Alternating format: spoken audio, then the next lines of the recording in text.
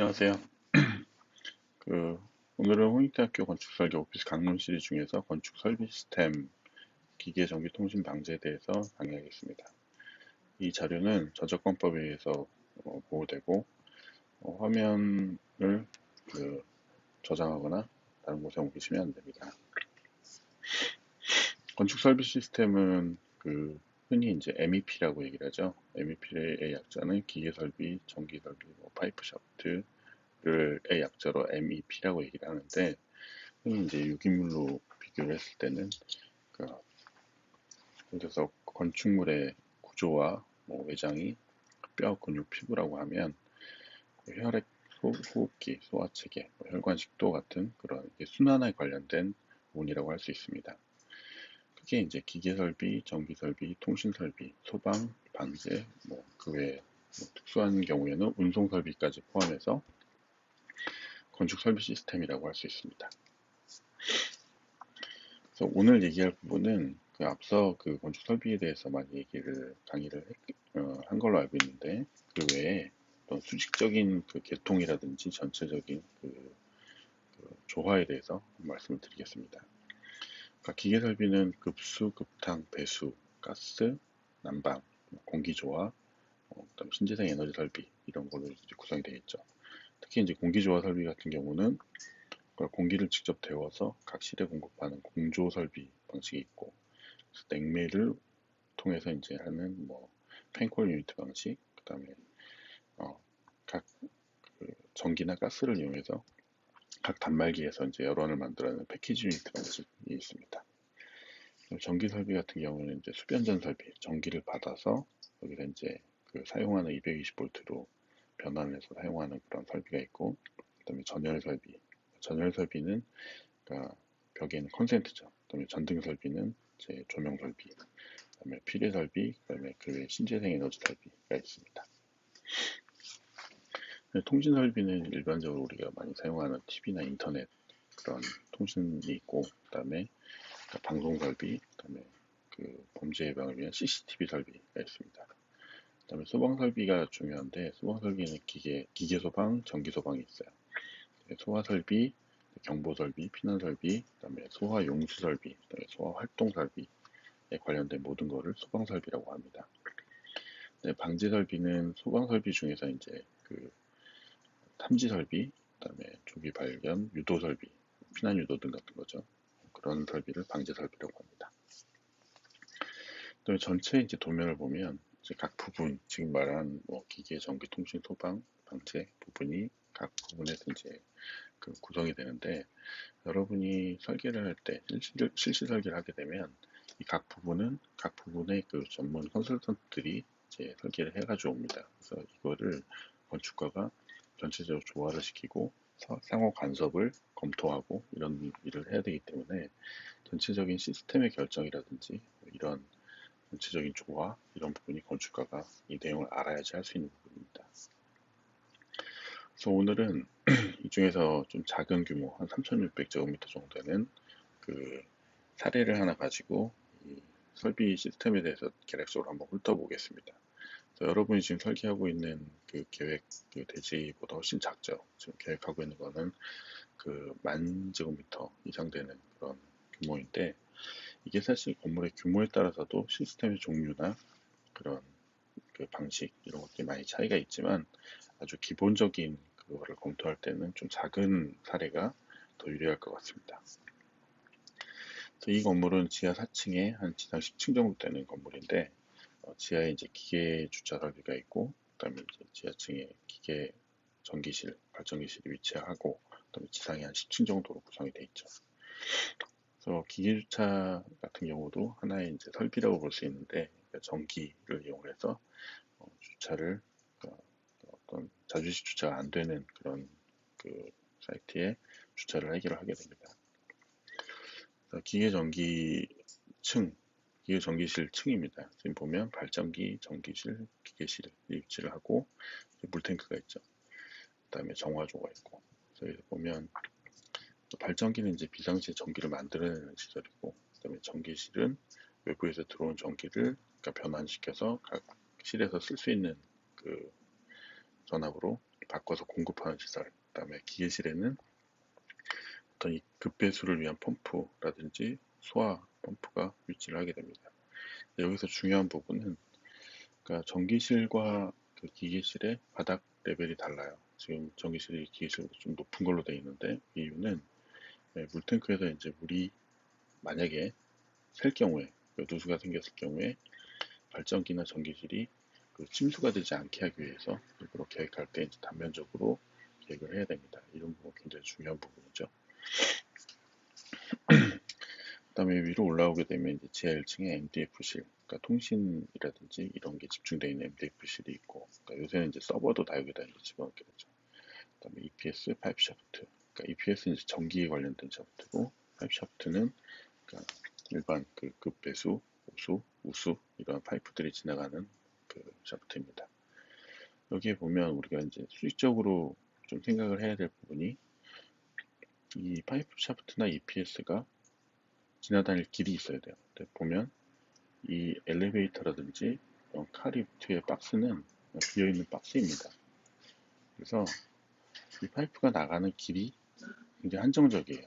그러니까 지금 이 파이프 샤프트 같은 경우는 이 화장실에 있는 그 파이프들이 일로 집중이 되겠죠. 근데 이 PS 같은 경우는 이거를 피해서 아마 이렇게 공급이 될 겁니다. 그래서 파이프 샤프트가 각 층으로 이렇게 올라가야 되는데 이 계획에서 보면 파이프 샤프트가 위에서 좀 바뀌어요. 그러니까 이 평면 레이아웃에 따라서 이제 바뀌겠죠. 근데 원래 이렇게 생겼던 샤프트가 이쪽으로 이렇게 돌아가게 됩니다. 실제로 관은 여기에 이제 집중이 되기 때문에 아마 문제는 없는 것 같고요. 그 파이프 샤프트가 실제 파이프 샤프트의 사이즈보다 더 크게 만드는 이유는 사람들이 이제 점검을 해야 되기 때문에 그렇게 되겠죠. 파이프 샤프트 EPS가 올라가고 최상층까지 이제 올라가게 됩니다. 정화조 부분은 그러니까 정화조는 이제 여기서 쓴 물을 여기에 이제 정화를 시켜서 이제 외부로 펌프를 통해서 이제 내보내게 되는데 여기 보면 정화조 점검층이라는 층이 있죠. 그러니까 정화조에 실제 여기에 보면 여러 가지 탱크가 있어가지고 이걸 통해서 이제 물이 점점 이제 좀 깨끗한 물로 정화가 됩니다. 그래서 그러니까 요거를 뭐 청소한다든지 할 때 이제 여기 사람이 들어가서 요거를 이제 관리를 해야 되기 때문에 그 낮은 점검층이 이제 위치를 합니다. 그 다음에 물탱크 기계실 위치, 그러니까 단면적으로 이렇게 표현이 되어 있고, 그 다음에 이제 EHP 방식이죠. EHP는 전기를 이용해서 단말기에서 이제 그 열원을 만들어내는 방식이고, 여기 보면 이제 범위에 각 관에 기호가 있습니다. 지금 이렇게 통도를 보면 이 통도의 모든 그 것들은 그러니까 평면같이 이제 입체적으로 그려지는 게 아니라 어떻게 보면 선하고 그 이런 이 저걸로 라인하고 기호로 이제 하게 돼요. 그다음에 장비 일람에 보면 각 장비의 재원이라든지 그 용량, 그다음에 전기 사용량 뭐 이런 모든 것들이 이제 표현이 되게 되죠. 장비 일람표들입니다. 그다음에 이제 이게 그 EHP에 대한 그 개통도입니다. 여기 보면 우리가 알 수 있는 것은 각 층별로 2대씩의 그런 이런 시대기가 있고 각 실별로 한 5개의 단말기가 있다. 지금 최상층에도 네, 일부가 더 들어가 있죠. 왜냐면 지하 부분에 이제 그 아래층에는 이제 그 시래기를 넣을 수 없는 부분이 있기 때문에 평면적으로 보면 각 실별로 평면에 이제 5개의 단말기가 있고 그 시래기가 이제 위치를 하게 됩니다. 그러니까 시래기에서는 각 실에서 그 이렇게 그 라인이 연결이 돼 있죠. 실제 이제 EHP 같은 경우도 이제 그러니까 또 2가지가 있는데 EHP에서도 그 물이 생겨요. 그래서 실제 그 EHP에 생긴 물을 이렇게 밖으로 버리는 그런 라인도 필요합니다. 이 부분은 이제 위생 배관에 대한 개통도죠. 지금 여기서 보면 물을 쓰는 부분이 화장실하고 상비실이 있어요. 상비실은 지금 거실 안쪽에 있고 화장실은 파이프 샤프트에 이제 인접해 있죠. 여기서 이제 탕비실에서 파이프 샤프트까지 버릴 때 이런 이 라인에 그 물의 구배가 필요합니다.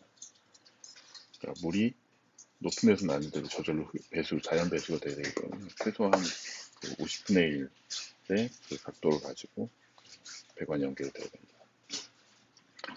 그 다음에 그 이제 펌프실 부분이죠. 펌프실하고 뭐 기계실 각 부분에 그 배관이 어떻게 연결되고 여기서 보면 아까 그 파이프 샤프트에서 어떻게 수직으로 올라가느냐 하는 부분에 대한 일람입니다. 위생 배관의 배치에 있어서 좀 중요한 부분이 뭐냐면 예를 들어서 이제 이런 그런 경우가 있어요. 그러니까 구조에서 보가 이렇게 지나간다. 고 했을 때 뭐 지금 이건 아니겠지만 그러면 이 화장실에 이렇게 그 물이 나가는 부분이라든지 파이프가 있는 부분이 그런 구조랑 간섭이 없어야 됩니다. 그래서 여러분이 구조 계획을 할 때 예를 들면 보가 있고 기둥이 있고 이렇게 보가 있을 때 이런 부분에 이렇게 파이프가 화장실에 이렇게 배치가 되지 않도록 그거를 신경을 써서 이제 계획을 해야 됩니다. 다음에 소화 배관. 네. 여기 보면 전체 소화 시스템에 대한 일람인데 여기 보면 옥내 소화전이라든지 기계 그 펌프, 그다음에 스프링클러 뭐 이런 것들이 어떻게 연결되고 그다음에 피난 설비로 이제 완강기가 설치가 되죠. 여기에는 이제 그 설비적인 건 아니지만 소화기 위치까지 다 해서 이 부분은 이제 소방서에서 이제 같이 협의를 하게 됩니다. 네. 그다음에 소화배관하고 그다음에 전기에서 보면 전기실 단선 결선도 전력관선 설비는 외부에서 이제 들어온 그 전기가 한전 매너를 통해서 들어와서 전기실에서 우리가 사용하는 그 220V 바뀌어서 각 실에 이제 EPS를 통해서 배분이 되게 되죠. 그다음에 이제 전등 설비는 각 그 실에 있는 등이고 이거는 이제 필해 설비에 대한 겁니다. 그러니까 필해층을 통해서 이게 들어온 전기가 이렇게 지하를 통해서 이제 접지가 되는 거죠.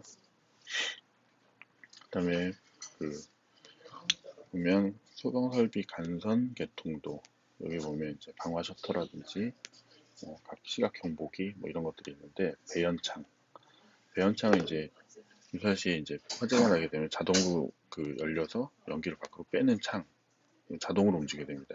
그다음에 방화 셔터는 여러분이 이제 계획을 할 때 평면에서 보이드 공간이나 이런 층간 방화 깨지는 부분 이런 부분에 방화 셔터나 방화 스크린을 설치를 해서 화재 시에 자동으로 이제 그 부분이 층간 그 방화 구획이 그 구성이 되도록 이렇게 계획을 하는 겁니다.